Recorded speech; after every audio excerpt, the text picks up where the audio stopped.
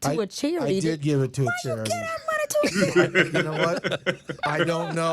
Next time. Her expression. What's going on, everyone? This is Avidan, and welcome back to the channel. Happy New Year to everyone. Today, I'm going to talk to you all about the recent interview that Mr. Geoffrey Owens had. If you don't know him, he used to play Elvin on the Cosby Show. And I wanted to talk to you all because, let me pull this up. There is a harsh reality creatives tend to ignore. And before I pull this up, I want to tell you just right out what that reality is. The reality is your talent and your accreditations are not enough if you don't know how to steward them properly. Let me say it again. Your talents and your accreditations are not enough to survive the long game of content creation, the long game of being a creativity. I'll be being a creative, not creativity, being a creative. And the fact of the matter is, success in this creative economy is not linear. Success is based upon the amount of seeds you planted in the previous season and how much you have tended to what you planted and seeing how far that grows. And your passion will not pay the bills. Everyone talks about this phrase, and I've grown to hate this phrase. I hate this phrase now. If you do what you love, you'll never work a day in your life. And I so hate that phrase right now because while it sounds nice on paper, it doesn't fit the truth to most of the people that will ever hear that phrase and whoever walked this earth. The truth of the matter is there has to be work in order for there to be paradise. That's not my idea, that's God's idea. Because what was man's first thing to do in the garden? To dress and keep the garden. In other words, to protect and serve the garden. That was man's first job. In order for him to serve the garden, he needed to make sure everything was taken care of and protecting it from all spiritual attacks. He failed at that. This is where we are. But let's get into another piece of scripture that I wanted to bring in, because Proverbs 22:29, and I brought four translations for you all so we could break this down as to why your passion is not enough and your accreditations is not enough. So King James says, "Seest thou a man diligent in his business? He shall stand before kings. He shall not stand before mean men." Amplified Classic Edition says, "Do you see a man diligent and skillful in his business? He shall stand before kings. He will not stand before obscure men." New Living Translation, "Do you see any truly competent workers? They will serve kings rather than working for ordinary people." We just ordinary. Let me stop. And then for the last one, for English Standard Version, "Do you see a man skillful in his work? He will stand before kings. He will not stand before obscure men."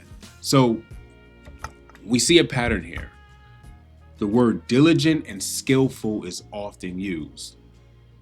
It's not about how hard you work. It's about how hard you worked at becoming one of the best at your craft. Let me say it again. It's not about how hard you worked. It's about how hard you are working to be one of the best in your craft. We think just because we worked hard at something that we deserve elevation. No, you have to work hard to become an expert. And I'm not saying this wasn't the case for Mr. Geoffrey Owens, because I don't know what goes on behind the scenes with him. Truth of the matter is, in his industry of acting, the industry is not fair. The industry thrives off nepotism. The industry thrives off favoritism. So there could be some things that, even though he has done his best and he perfected, like he went to acting school. He did that's the acting school. He went to theater. He went to school for theater and everything, and he did everything that he needed to do. And it's a harsh reality that you can do all of the steps they said to do, and it's still not enough. So what you, myself, and anyone that's a creative need to do, we need to position ourselves in front of the people as irreplaceable. Not in front of the people in the position of power. Make yourself unreplaceable by the people, that people need to hear what you have to say or see the work you put out. And for a lot of us, that's going to mean creating some IPs. That's going to mean being in people's faces so much that they can't replace you with anybody else. I know a couple of my friends who do other content here on YouTube, and they solidified a spot for themselves because they do content that nobody else can keep up with them and how they do it. Matter of fact, if anyone tries to do the same thing that they're doing, they'll be the great value version of them. And I think that's the problem with a lot of us as content creators. We are the great value version of the people we aspire to be like, instead of the first edition version of ourselves.